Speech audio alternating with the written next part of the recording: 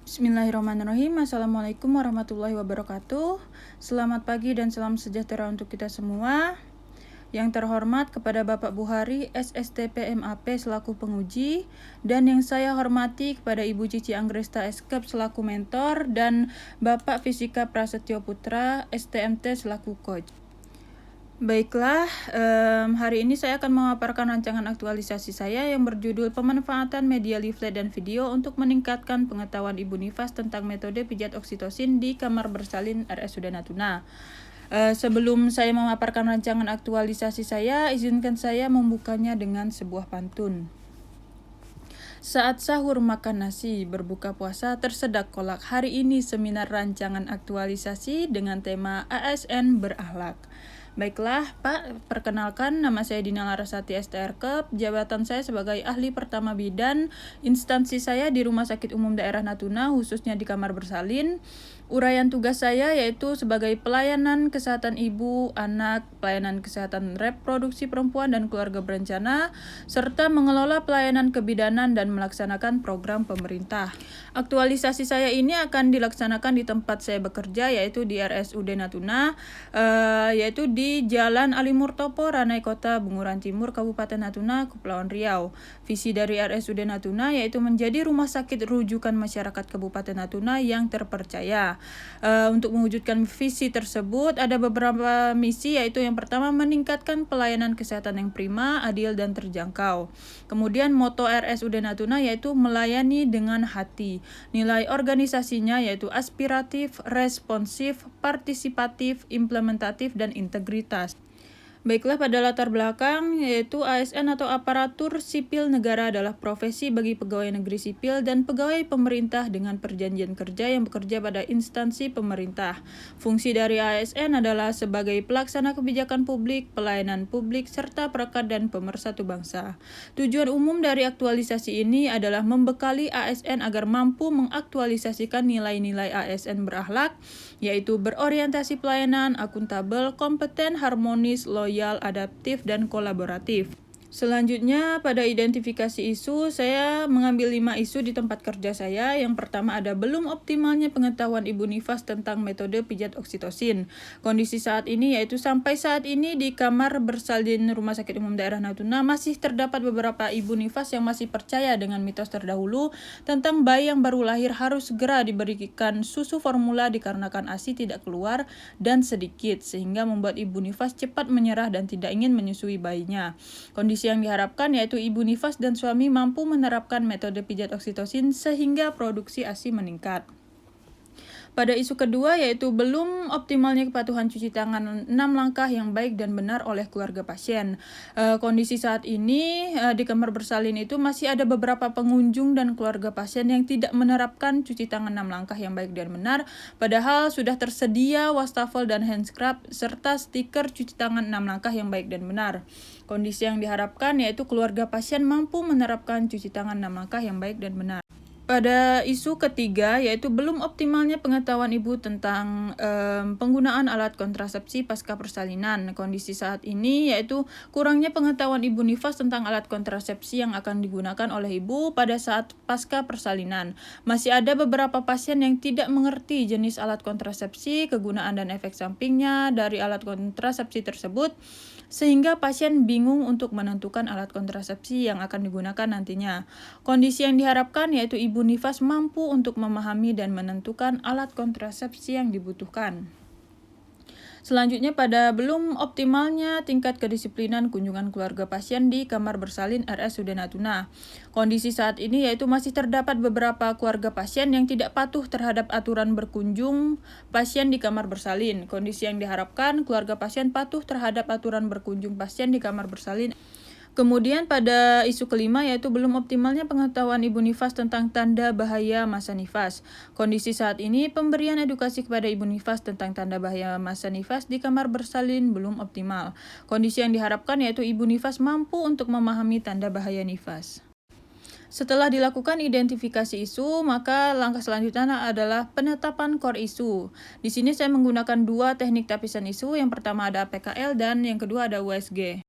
Pada teknik analisis APKL terdiri dari 4 kategori. Yang pertama A-nya adalah aktual, yaitu isu benar-benar terjadi dan sedang hangat dibicarakan dalam masyarakat. P-nya yaitu problematik, yaitu isu yang memiliki dimensi masalah yang kompleks sehingga perlu dicarikan segera solusinya. K-nya yaitu kehalayakan, yaitu isu yang menyangkut hajat hidup orang banyak. Dan L-nya yaitu layak atau kelayakan, yaitu isu yang masuk akal dan realistis serta relevan untuk dimunculkan inisiatif pemecahan masalahnya. Ini merupakan tabel dari teknik tapisan isu APKL. Setelah dilakukan tapisan isu, terdapat 3 isu yang memenuhi syarat. Yang pertama ada belum optimalnya pengetahuan Ibu Nifas tentang metode pijat oksitosin, kemudian belum optimalnya pengetahuan Ibu Nifas tentang penggunaan alat kontrasepsi pasca persalinan, dan yang ketiga ada belum optimalnya tingkat kedisiplinan kunjungan keluarga pasien di kamar bersalin.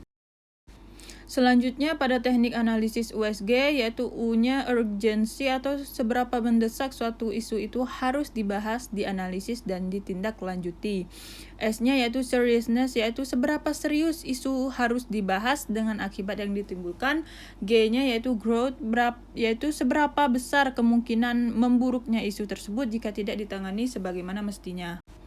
Baiklah, setelah dilakukan tapisan isu dengan menggunakan tapisan isu USG, dapatlah satu prioritas isu, yaitu belum optimalnya pengetahuan Ibu Nifas tentang metode pijat oksitosin.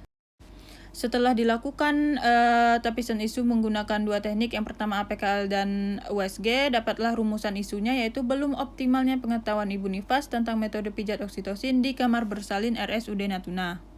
Kemudian pada tahap selanjutnya yaitu analisis core isu, di mana di sini saya menggunakan metode analisis Fishbone, di mana metode analisis Fishbone ini menggunakan kategori 6M sebagai kategori faktor penyebab isu muncul yang terdiri dari man, method, machine, material, measurement, dan milieu. Kemudian ini adalah diagram Fishbone-nya. Yang pertama ada material, belum ada bahan edukasi meliputi leaflet, video, dan lain-lain mengenai pijat oksitosin. Kemudian pada metode yaitu belum adanya sosialisasi mengenai metode pijat oksitosin.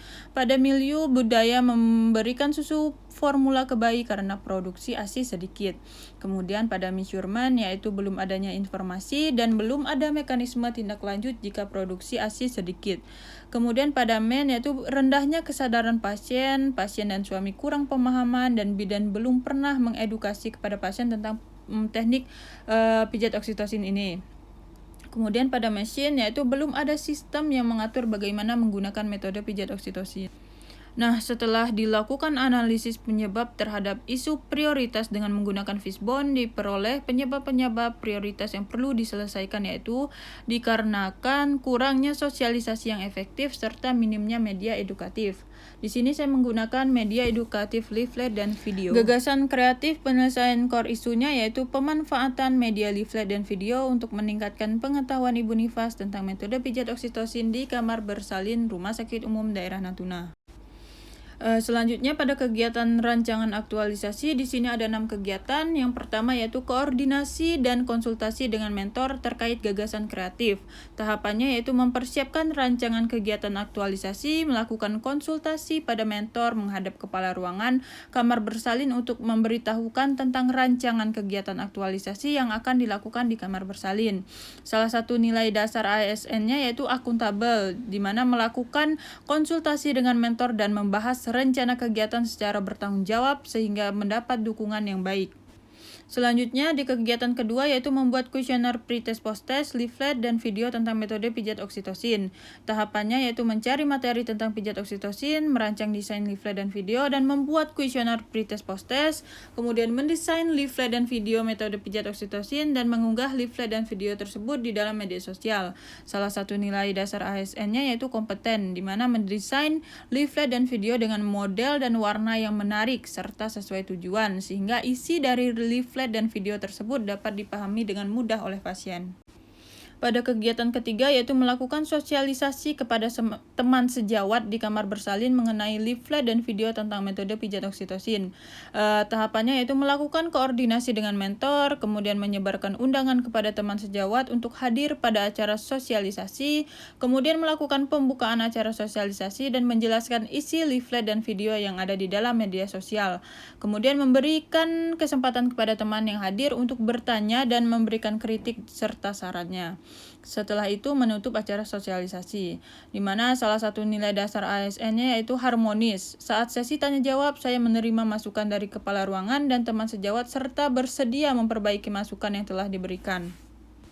Kemudian kegiatan selanjutnya yaitu memberi edukasi kepada ibu dan suami mengenai manfaat melakukan pijat oksitosin, di mana tahapannya yaitu mengunjungi ibu nifas di kamar bersalin, kemudian membagikan lembar kuesioner pretest, mendistribusikan leaflet dan video kepada pasien dan keluarga, kemudian melakukan edukasi tentang metode pijat oksitosin, tanya jawab kepada keluarga pasien, dan membagikan lembaran kuesioner post-test.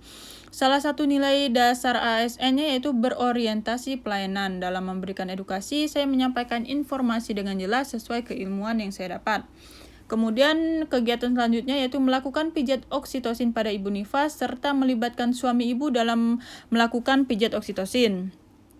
Tahapannya yaitu mempersiapkan alat dan bahan, kemudian memberitahu ibu dan suami bahwa akan dilakukan pijat oksitosin, kemudian melakukan pijat oksitosin kepada ibu nifas, dan mengajarkan suami ibu cara melakukan pijat oksitosin dan menganjurkan suami ibu untuk melakukan pijat oksitosin tersebut di rumah.